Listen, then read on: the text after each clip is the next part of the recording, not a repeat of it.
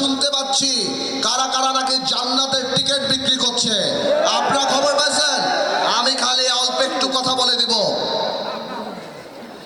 এই জাহানের মালিক আল্লাহ তাআলা, বেহেশতের মালিক আল্লাহ, দোজখের মালিক আল্লাহ। কেউ যদি আপনাকে জান্নাতের টিকিট বিক্রি করতে আসে সে মুনাফিক। কেউ যদি বিশ্বাস করে যে একখানা ভোট দিলে কেউ জান্নাতে যাবে তাহলে সে শিরকি করলো। আপনারা এই ধরনের কর্মী আপনাদের কাছে আসলে আপনারা উল্টা তাদেরকে বলে দিবেন, ভাই আপনারা ভোট চান অসুবিধা নাই, কিন্তু ধর্মকে বিক্রি করেন না, কিয়ামতকে ভয় করেন। নির্বাচনের চেয়ে কিয়ামত অনেক বেশি বড়।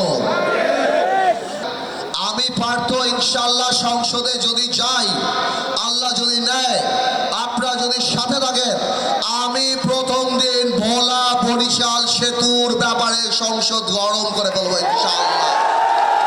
আপনারা আমার বাবার উপর বিশ্বাস করছেন, এর আগে আপনারা শহীদ রাষ্ট্রপতি জিয়া রহমানের উপর বিশ্বাস করছেন, খালেদা জিয়ার উপর বিশ্বাস করছেন, এবার তারেক রহমানের উপর বিশ্বাস করে থাকেন। ইনশাআল্লাহ বাংলাদেশ